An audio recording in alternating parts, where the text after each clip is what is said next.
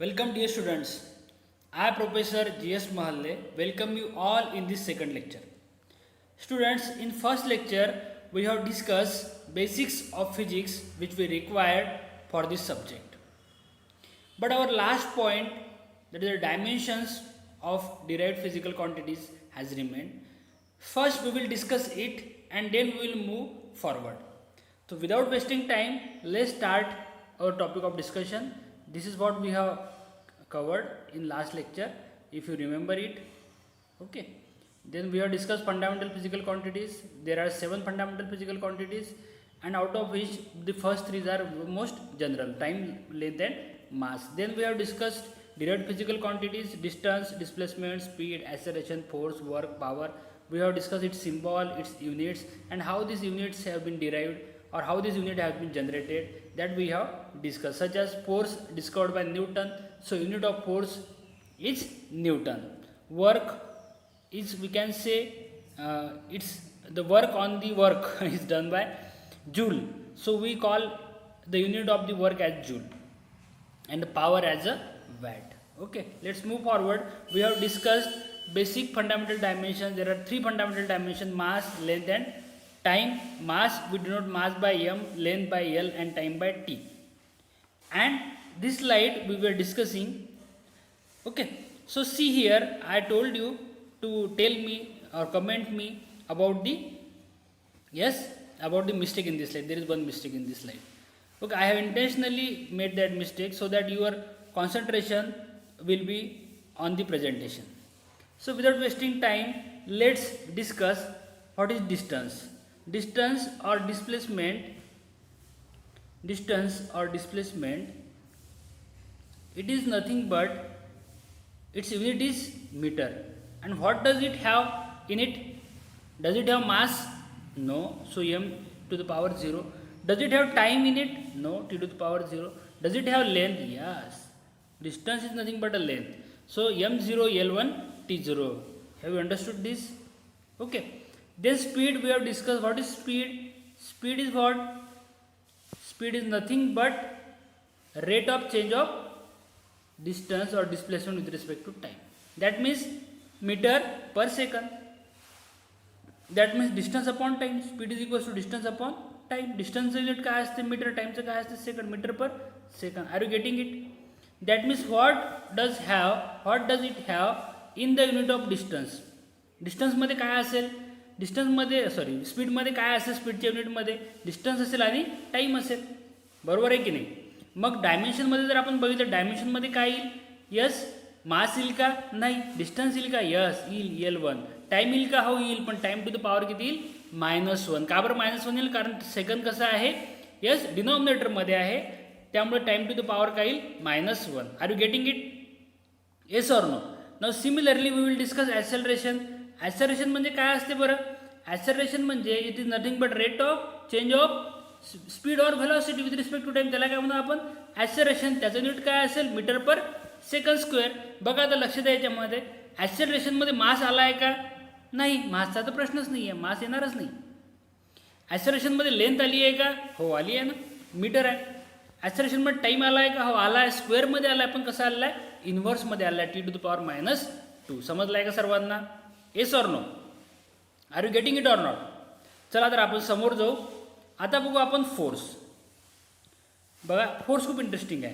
का बरं इंटरेस्टिंग आहे? कारण फोर्स जर तुम्हाला, फोर्सचं जर डायमेन्शन तुम्हाला काढता आलं तर तुम्हाला हे खालचे जे सर्व आहे, वर्क, पॉवर, प्रेशर, कोणतेही डायमेन्शन म्हणजे सरफेस टेन्शन, दॅट, किंवा आपण काय म्हणू शकतो, आपण त्याला viscosity, dynamic viscosity, kinematic viscosity, density, कुठल्याही प्रॉपर्टीचं, फिजिकल प्रॉपर्टीचं तुम्ही डायमेन्शन काढू शकता. आणि डिअर स्टुडंट फ्रेंड्स, आपल्याला युनिट नंबर 3 जो आहे तो डेडिकेटेड आहे डायमेन्शनल ॲनालिसिसवर. हा जो टॉपिक आपण घेतो आहे, हा युनिट नंबर 3चं प्री रिक्विसिट आहे. That is very must for us to understand the dimension, और it is very essential for us to calculate dimension of any physical property. आणि डायमेन्शन काढणं काही कठीण नाही आहे, इट इज व्हेरी सिम्पल. कसं काढतो आपण dimension? We must know that physical property, we must able to define that physical quantity, and after definition we must know its units, and after units we can calculate or we can determine the dimensions. Are you able to understand these things? Now work. I have that answer of that question that the one mistake is work. मी मुद्दाम वर्कचं dimension तुम्हाला चुकीचे लिहून दिलं आहे इथे. कायसाठी? कारण तुमचं संभ्रम व्हायला, म्हणजे तुम्हाला लक्षात यायला पाहिजे की आपलं काय चालू आहे नेमकं. बघा आता मी ब्लँक स्लाईड घेतो, मुद्दाम आपण असं करणार आहे इथे. वर्क म्हणजे काय असते? वर्क म्हणजे काय असते? Force into displacement. वर्क म्हणजे काय असते? फोर्स इंटू, हे तुम्ही परमनंट लक्षात ठेवा.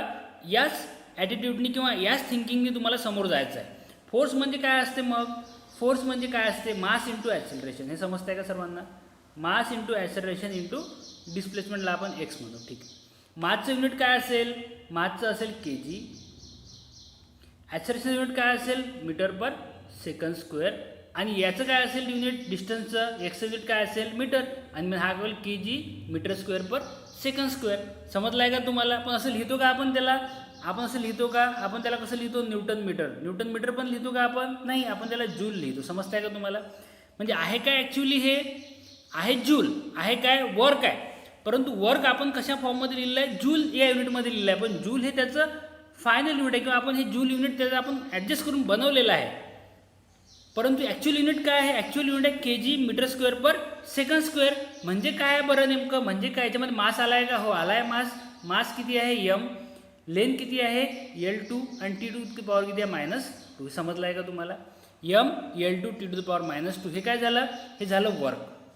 समजलं आहे का? वर्क समजलं आहे सर्वांना? Yes or no? M L2 T -2 काय येईल इथे? बघा, just minute. M L2 T -2 काय येतं बघा? M L2 T -2. M L2 T -2. आपण फोर्थ डिस्कस केलं होतं का? यमचं काय येईल? 1, एलचं काय येईल? 2 आणि टीचं काय येईल? -2. हे महत्त्वाचं. फोर्समध्ये काय असते? एक के जी आहे, एक मीटर आहे आणि एक सेकंड स्क्वेअर. त्यामुळे काय येईल? यम आहे का याच्यामध्ये? हो आहे. मीटर आहे का? हो आहे. L1 आहे. टी आहे का? हो. T2 पॉवर -2 आहे. समजतं आहे का तुम्हाला? S or no? वर्क समजलं आहे का तुम्हाला?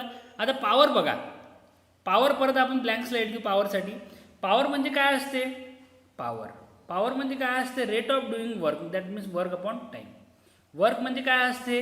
Newton metre. अपॉन टाईम म्हणजे काय? सेकंद. याला काय लिहितो आपण? वॅट. वॅट लिहितो ना आपण याला. Yes or no? परंतु ते तयार कसं झालं आहे? Work upon टाईमनी. वर्क म्हणजे काय? Newton metre. म्हणजेच काय? K G metre per second square into metre आणि अपॉन सेकंद. त्यामुळे हे काय होईल? Yes, K G metre square second cube. आलं का लक्षात तुमच्या? याच्यामध्ये मास किती वेळा आलेला आहे? मास आलेला आहे एकदा. लेंथ किती वेळा आलेली आहे? 2दा. आणि टाईम किती वेळा आलेला आहे? 3दा. त्यामुळे ते डायमेन्शन जर आपलं लिहायचं काम पडलं, कसं लिहू आपण याचं डायमेन्शन? यम L2 आणि T -3. हे समजतं आहे का तुम्हाला? Yes or no? M L2 T -3. हे काय होईल? डायमेन्शन कशाचं होईल? पॉवरचं. Yes or no? Are you getting it or not? समजत आहे सर्वांना की अडचण आहे कोणाला?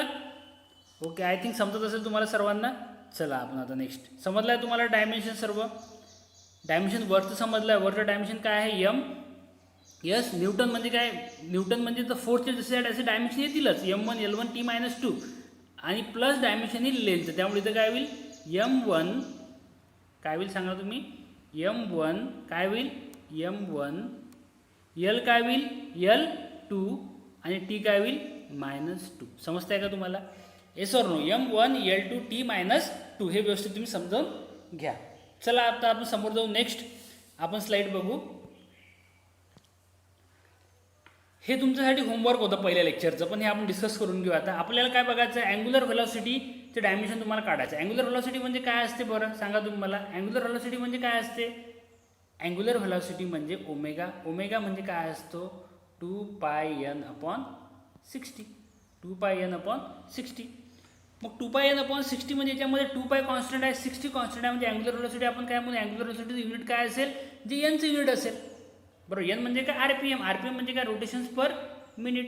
म्हणजे काय याचं युनिट असेल? Per unit time. म्हणजे रोटेशन्स पर युनिट टाईम म्हणजे काय असेल याचं युनिट? बघा मी सांगतो तुम्हाला इथे. याचं युनिट काय असेल? M0. मास येईल का याच्यामध्ये? सांगा तुम्ही मला. मास येईल का अँग्युलर व्हेलॉसिटीमध्ये? नाही येईल. M0. लेंथ येईल का? लेंथ पण नाही येईल. पण याच्यामध्ये टाईम येईल का? हो येईल. कसा येईल? इनवर्स येईल. समजतं आहे का तुम्हाला? m0l0t-1. मुद्दाम तुम्हाला होमवर्क म्हणून दिला आहे मी m0l0t-1. हे तुमचं ॲन्सर असेल ॲन्ग्युलर व्हेलॉसिटीचं. बाकी होमवर्क मी तुम्हाला करून देणार नाही, हे तुम्ही घरी करा. हे तुम्ही म्हणजे घरीच आहे सर्व आपण, पण तरी तुम्ही हे काय करा, याचा करून मला ॲन्सर तुम्ही हे पाठवा. मग मी तुम्हाला सांगेल की तुमचं कसं कितपत तुम्हाला जमते आहे. डेन्सिटी ही प्रॉपर्टी तुमची झाली आहे सायन्समध्ये 8, 9, 10मध्ये ही प्रॉपर्टी झाली आहे. इफिशियन्सी तुम्हाला माहीत आहे काय असते, प्रेशर तुम्हाला माहीत आहे काय आहे, डिस्चार्ज तुम्हाला माहीत आहे काय आहे. जरी माहीत नसेल तरी प्रयत्न करा, काढून बघा. नाही जमलं तर मी तुम्हाला हे नेक्स्ट लेक्चरमध्ये समजावून सांगेल. तुम्ही मला तसं कमेंट करा, पण दिस इज युअर होमवर्क. हे तुम्हाला काढून बघायचं आहे. या क्वांटिटीचे तुम्हाला डायमेन्शन्स काढून बघायचे आहे. तुम्हाला जर कठीण जात असेल तर मला तुम्ही कमेंट करा. जर तुम्ही हे करून बघितले तर मला समजेल की मी तुम्हाला इफेक्टिव्ह शिकवलेलं आहे.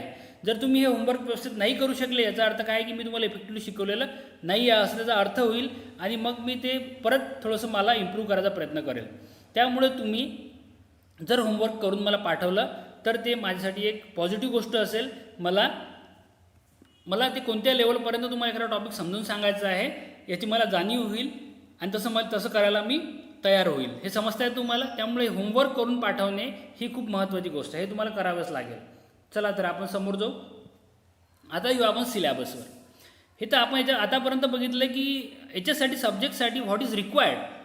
नाऊ आता आपण बघणार आहे की what is the content of syllabus, what the syllabus includes, किंवा सिलॅबसमध्ये आपल्याला कोणत्या कोणत्या पॉईंट्स बघावे लागणार आहे.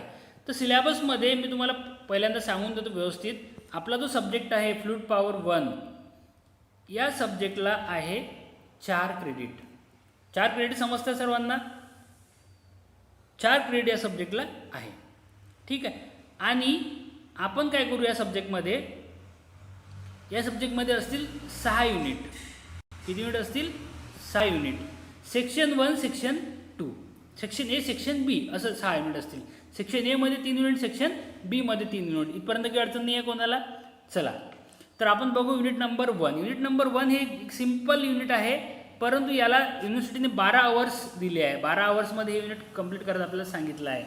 परंतु आपल्याला 12 आवर्सपेक्षा जास्त वेळ लागू शकतो युनिट कव्हर करायला, कारण हे युनिट बेसिक आहे. तुम्हाला जर हे युनिट समजलं तर तुम्हाला पुढचे 6 पण युनिट समजायला काहीही अडचण जाणार नाही. त्यामुळे या युनिटला, जे युनिट नंबर 1ला आपण मॅक्सिमम वेळ देऊ. ठीक आहे. चला तर आपण हळूहळू बघू युनिट नंबर 1मध्ये आहे काय. बरं, युनिट नंबर 1मध्ये आहे introduction to, yes, unit number 1मध्ये काय आहे? Introduction to the study of fluid motion, mechanical properties of fluid and their influence on flow characteristic. हे महत्त्वाचं आहे. फ्लूइड स्टॅटिक्समध्ये काय? Fluid pressure variation in fluids, manometer, forces on plane and curve surfaces, आणि buoyancy. Buoyancy हा first युनिटचा end आहे आणि सेकंड युनिटची सुरुवात आहे. तर याच्यामध्ये काय असते बघा, ब्लँक स्लाईड घेऊन मी तुम्हाला समजून सांगायचा प्रयत्न करतो. याच्यामध्ये आपल्याला मॅक्सिमम गोष्टी काय शिकायच्या आहे. याच्यामध्ये आपल्याला शिकायच्या आहे मेकॅनिकल प्रॉपर्टीज किंवा प्रॉपर्टीज ऑफ फ्लुइड. आपल्याला याच्यामध्ये काय शिकायचे आहे? Properties of fluid. Properties of fluid म्हणजे काय असतील? प्रॉपर्टीज ऑफ फ्लुइड ह्या खूप म्हणजे काय म्हणून आपण त्याला इम्पॉर्टंट आहे. प्रॉपर्टीज ऑफ फ्लुइड शिकायशिवाय आपण समोर जाऊ शकत नाही. कुठलाही व्यक्ती असेल, काही असेल, त्याचे पहिले आपल्याला प्रॉपर्टी पाहावं लागते. त्याची प्रॉपर्टी आपल्याला माहीत झाली की आपण समोर जाऊ शकतो. हे तुम्हाला माहीत असेल. त्यामुळे आपण फ्लुइड आपल्याला शिकायचं आहे, तर आपण फ्लुइडच्या पहिले काय शिकू? प्रॉपर्टी शिकणार आहे. हे समजलं आहे तुम्हाला. आणि याच्यामध्ये मॅनोमीटर्स वगैरे हा थोडासा नवीन टॉपिक आहे. हा डायरेक्ट सेकंडरीच्या स्टुडंटना माहीत असेल, परंतु रेग्युलर स्टुडंटसाठी थोडासा नवीन टॉपिक जाईल. पण काही काळजी करू नका, आपण एच अँड एव्हरी पॉईंट डिटेलमध्ये व्यवस्थित डिस्कस करू. पहिले आपण सिलॅबस बघून घेऊ पूर्ण आपल्या सब्जेक्टचा. मग काय युनिट 2 आहे आपल्याला बघा. युनिट 2मध्ये काय असेल? Buoyancy, stability of floating bodies, kinematics and dynamics of fluid flow, types of flow, stream lines, potential lines, flow net, continuity equation, 1 and 2 dimension motion, 1 dimensional method of flow analysis, Bernoulli's equation, venturimeter, momentum equation for steady flow and vortex motion. एवढा सगळा portion आहे. पण एवढा सगळा पोर्शनमध्ये घाबरायची गरज नाही आहे. आपल्याला सर्वात पहिले काय शिकणार आहे? Velocity and acceleration of flow. म्हणजेच काय? Velocity and acceleration of flow म्हणजेच काय? आपल्याला शिकायचं आहे फ्लुइड कायनॅमेटिक्स. बघा, आपल्याला काय शिकायचं आहे? फ्लुइड कायनॅमेटिक्स. आपण फर्स्ट युनिटमध्ये काय शिकतो? बघा डिअर स्टुडंट्स, आपण फर्स्ट युनिटमध्ये काय शिकतो? Fluid static. इथे शब्द तुम्हाला दिसेल फ्लुइड स्टॅटिक. दिसत आहे का तुम्हाला शब्द? हा फ्लुइड स्टॅटिक दिसत आहे. फ्लुइड स्टॅटिक दिसला तुम्हाला? सेकंड युनिटमध्ये काय बघायचं आहे आपल्याला? सेकंड युनिटमध्ये बघायचं आहे फ्लुइड. सेकंड युनिटमध्ये काय बघायचं आहे आपल्याला? फ्लुइड कायनॅमेटिक्स. कुठं दिसतं तुम्हाला शब्द दिसत आहे का फ्लुइड कायनॅमेटिक्स? यस, हां, फ्लुइड कायनॅमेटिक्स शब्द जरी नसेल तरी आपल्याला सेकंड युनिटमध्ये फ्लुइड कायनॅमेटिक्स शिकायचं आहे. बघा आता इथं लक्ष द्या, स्टॅटिक म्हणजे काय आणि कायनॅमेटिक्स म्हणजे काय आपण सोबत सोबत लक्षात घेऊन घेऊ. फ्लुइड स्टॅटिक म्हणजे काय? Fluid static. फ्लुइड स्टॅटिक म्हणजे काय असेल? Study of fluid when the fluid is at rest. आपण काय म्हणू? स्टडी फ्लुइडची जेव्हा फ्लुइड कसा असेल? रेस्टमध्ये असेल, त्याला काय म्हणू आपण? Fluid static. आणि फ्लुइड कायनॅमेटिक्स कशाला म्हणू आपण? यस, फ्लुइड कायनॅमेटिक्स कशाला म्हणू आपण? फ्लुइड कायनॅमेटिक्स आपण म्हणू जेव्हा फ्लुइड कसा असेल? मोशनमध्ये असेल, परंतु त्या मोशनला कॉजिंग जो फोर्स असेल तो फोर्स आपण कन्सिडर करणार नाही. समजताय का तुम्हाला? Fluid kinematics is the study of fluid flow without taking consideration the effect causing the flow. समजताय तुम्हाला? म्हणजे जो फोर्स आहे, ज्या फोर्सनी फ्लुइडला मोशनमध्ये आपण ढकललेला आहे किंवा मोशन दिलेली आहे, तो फोर्स आपण इथं कन्सिडर करणार नाही. त्याला काय म्हणू आपण? फ्लुइड कायनॅमेटिक्स. आणि जर तो फोर्स आपण कन्सिडर केला तर त्याला काय म्हणू आपण? फ्लुइड कायनॅटिक्स. हे समजतंय का तुम्हाला? तुम्ही मेकॅनिक्समध्ये ह्या 3 शिकले असणार आहे, static, kinetic and static, kinematic and kinetic. त्यालाच आपण फ्लुइड हे शब्द जोडले आहे. बघा, स्टॅटिक, कायनॅमेटिक आणि कायनॅटिक. कायनॅटिकलाच आपण काय म्हणतो? यस, कायनॅटिकलाच आपण काय म्हणतो? डायनॅमिक. कारण कायनॅटिक म्हणजेच काय असते? डायनॅमिक. हे समजतंय का तुम्हाला? हे शब्द तुम्ही मेकॅनिक्समध्ये शिकले असणार आहे. फक्त याला आपण काय जोडू? इथे आपल्या सब्जेक्ट फ्लुइड चालू आहे, fluid static, fluid kinematic and fluid kinetic. Fluid static is the study of fluid at rest.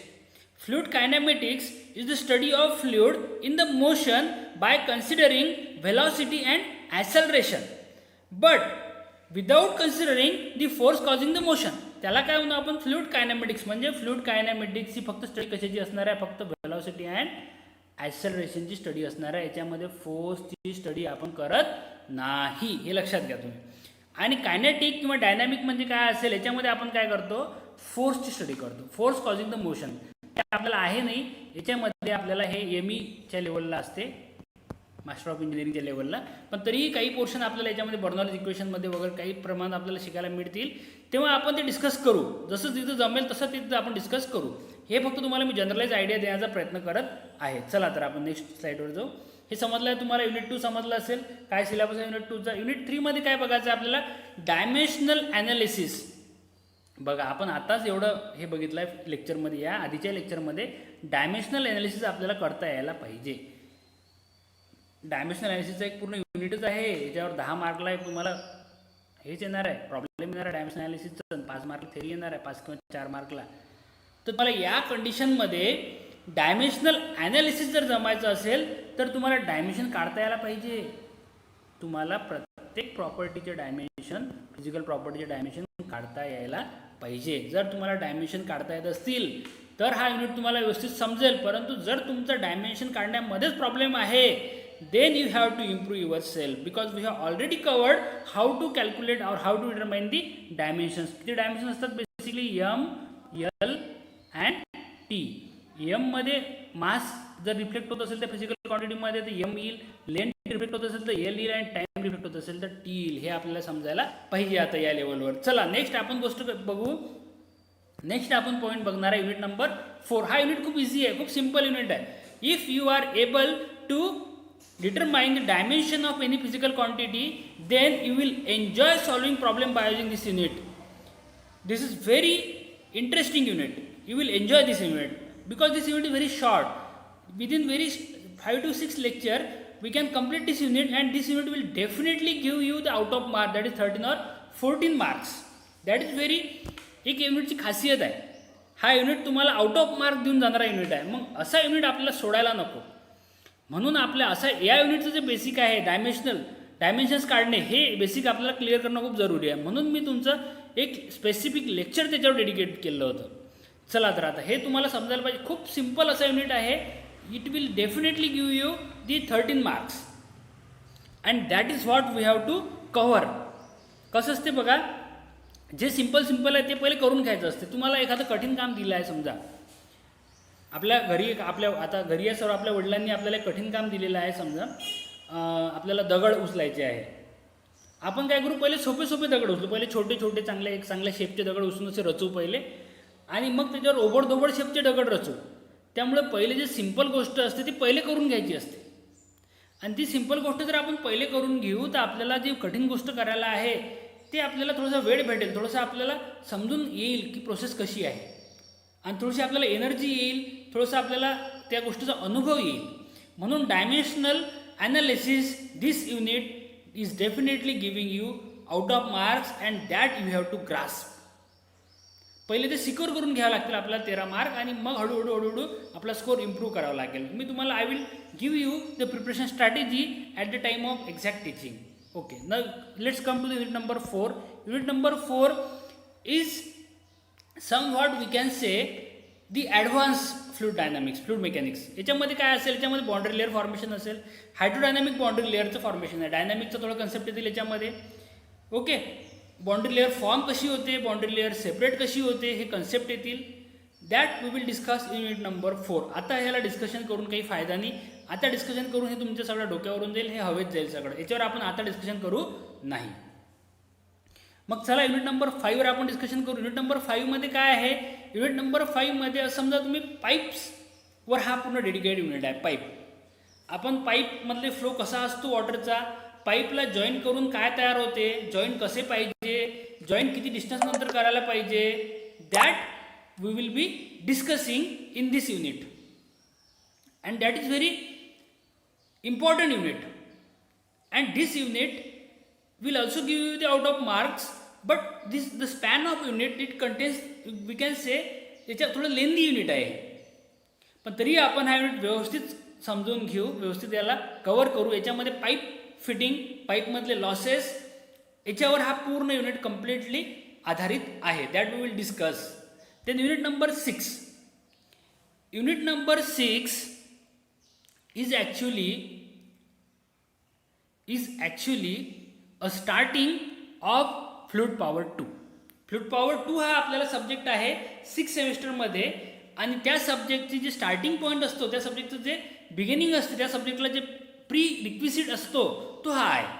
जसं फ्लूइड पॉवर 1चं प्री रिक्विजिट काय होतं, फिजिक्स, मॅथमॅटिक्स वगैरे, तसं फ्लूइड पॉवर 2चं प्री रिक्विजिट काय, specifically unit number 6. Unit number 6मध्ये dynamic action of fluid force आहे सर्व. याच्यामध्ये जेट आहे, स्टेशनरी जेट आहे, जेटचे वेगवेगळे टाईप, म्हणजे जेट आणि प्लेटचा जो इम्पॅक्ट आहे तो इम्पॅक्ट कसा होतो, त्याचे वेगवेगळे केसेस याच्यामध्ये आहे.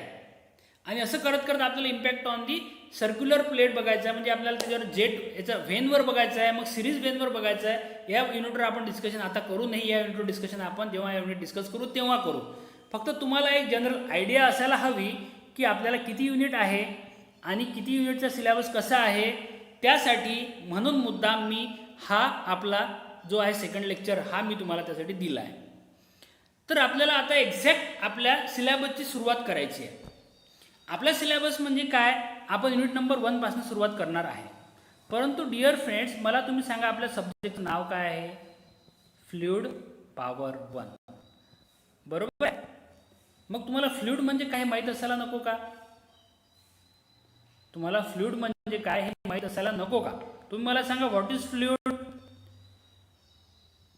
Can anyone define what is fluid.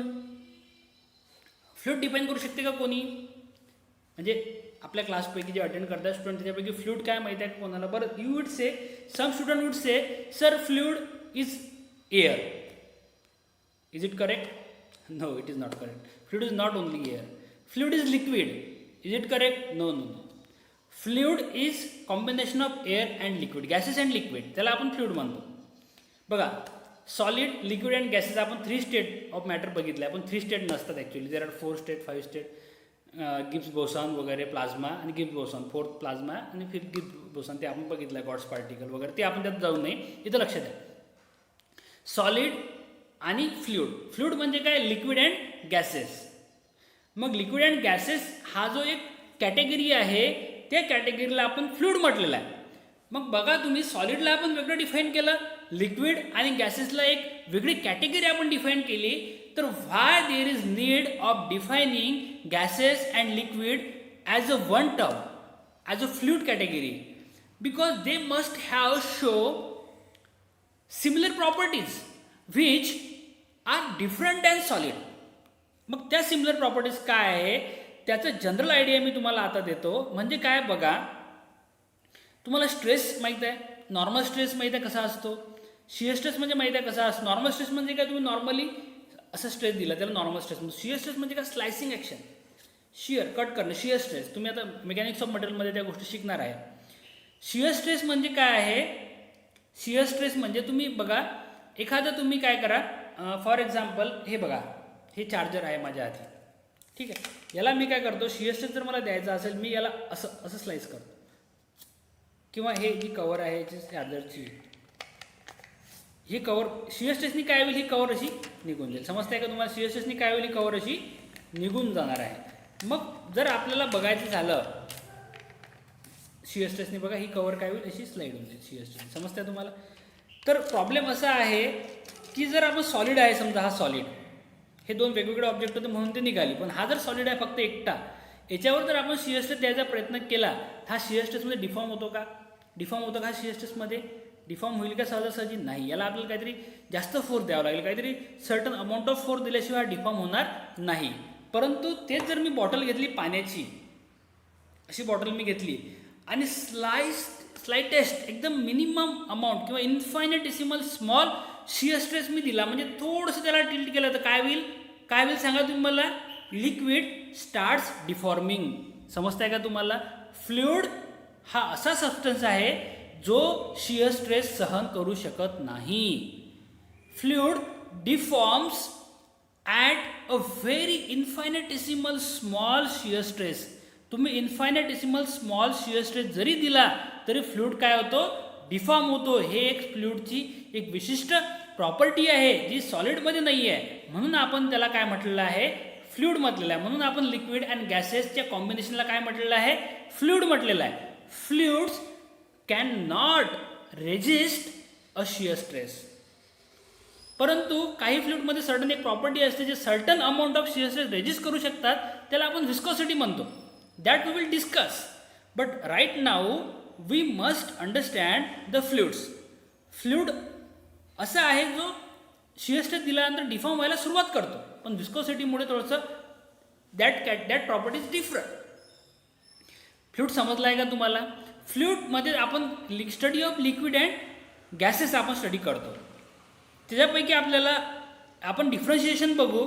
Solid, liquid आणि फ्लुइड हे एकमेकांपासून वेगळे कसे आहेत ते आपण बघू नेक्स्ट लेक्चरमध्ये. आतापर्यंत तुम्हाला समजलं असेल व्यवस्थित मी काय सांगतोय ते. फ्लुइड समजला असेल. डायमेन्शनल ॲनालिसिस म्हणजे डायमेन्शनल आपण जे बेसिक कन्सेप्ट घ्यायचा प्रयत्न केला होता फिजिक्सचा, प्रॉपर्टीज काय असतात, फंडामेंटल प्रॉपर्टीज काय आहे वगैरे, डायमेन्शन्स काय आहे, डिराइव्ड डायमेन्शन्स काय, इथपर्यंत तुमचं क्लिअर झालं असेल तर नेक्स्ट लेक्चरमध्ये आपण युनिट नंबर 1ला सुरुवात करणार आहे. आपण सॉलिड, लिक्विड आणि गॅसेसमधला डिफरन्स पहिले समजून घेणार आहे आणि आपण युनिट नंबर 1मधल्या ज्या प्रॉपर्टीज ऑफ फ्लुइड आहे त्याला आपण सुरुवात करणार आहे नेक्स्ट लेक्चरपासून. Thank you very much dear students. Thank you.